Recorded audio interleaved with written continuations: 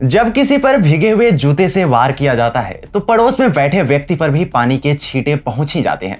भीगे जूतों से वार करने का फायदा यह भी होता है कि एक तीर से कई निशाने सध जाते हैं। ये केवल एक उदाहरण है, हम हिंसा का समर्थन नहीं करते। खैर अब आते हैं मुद्दे पर। दरअसल भारत के विदेश मंत्री एस जयशंकर ने चीन के साथ पाकिस्तान को भी शंघाई सहयोग संगठन यानी एससीओ की बैठक में अच्छी तरह से धोया है। नमस्कार, आप देख रहे हैं टीएफआई, जो है देश का सबसे विश्वसनीय अल्टरनेट न्यूज मीडिया पोर्टल, और मैं अवनीश तिवारी आपको अवगत कराऊंगा कि कैसे एस जयशंकर ने चीन के मंच पर उसका मुंह पकड़कर निचोड़ दिया और इस दौरान ड्रैगन आह तक नहीं कर पाया। हम आगे बढ़ेंगे, लेकिन उससे पूर्व यदि आपको हमारे विचार पसंद आते हैं तो आप हमारी वीडियो को लाइक करें और चैनल को अवश्य सब्सक्राइब करें। यदि आप हमें फेसबुक पेज पर देख रहे हैं तो हमारे पेज को भी फॉलो कर लें। तो अविलंब आरंभ करते हैं।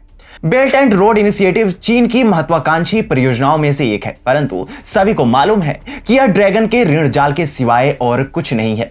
चीन इस परियोजना के माध्यम से बड़े ही चालाकी से छोटे और गरीब देशों को अपने कर्ज के जाल में फंसाकर उन्हें अपने इशारों पर चलाने का प्रयास करता है। भारत कभी भी चीन की इस परियोजना के पक्ष में खड़ा नहीं हुआ। अब एससीओ की बैठक में विदेश मंत्री एस जयशंकर ने बीआरआई परियोजना को लेकर भारत के रुख को फिर से दोहराते हुए चीन को जमकर सुनाया है। यहां ध्यान देने योग्य मजे की बात यह भी है कि इस बैठक की अध्यक्षता कोई और नहीं बल्कि चीन ही कर रहा था। यह बैठक चीन की ओर से ही आयोजित की गई थी और एस जयशंकर ने ड्रैगन को यहीं पर अच्छी तरह से कूट कर रख दिया। जयशंकर ने अपने हालिया बयान में कहा कि शंघाई सहयोग संगठन के क्षेत्र में आने वाले प्रोजेक्ट्स को लेकर चीन को इस बात का ध्यान रखना चाहिए कि इससे किसी भी देश की अखंडता और संप्रभुता को हानि न पहुंचे।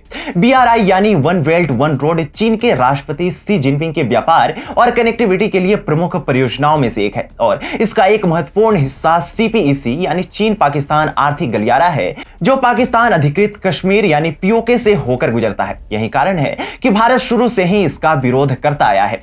भारत का मानना है कि सीपीईसी और बीआरआई दोनों ही उसकी संप्रभुता के विरुद्ध हैं। वैसे जिस समय जयशंकर चीन को फटकार लगा रहे थे, पाकिस्तान के विदेश मंत्री बिलावल भुट्टो भी वहां मौजूद थे। एससीओ की बैठक के बाद संयुक्त वार्ता में भी भारत ने बीआरआई का विरोध किया। जयशंकर ने ट्वीट कर कहा कि एससीओ क्षेत्र में बेहतर कनेक्टिविटी की आवश्यकता है, जिससे केंद्रीय एशिया के हितों का ध्यान रखा जा सके। इन कनेक्टिविटी प्रोजेक्ट के बारे में यह भी ध्यान रखना जरूरी है कि इससे अंतर्राष्ट्रीय कानूनों का उल्लंघन न हो और सदस्य देशों की संप्रभुता को नुकसान न पहुंचे। कोई कदम उठाने से पहले हम यह विचार कर लें कि किसी सदस्य देश को नुकसान न हो। जयशंकर ने आगे यह भी कहा कि चाबहार पोर्ट और international north south transport corridor क्षेत्र में आर्थिक क्षमता की संभावनाओं के रास्ते खुलेंगे। अभी के समय में एससीओ सदस्यों के साथ हमारा कुल व्यापार 141 अरब डॉलर का है, हालांकि अभी इसके कई गुना बढ़ने की संभावना है।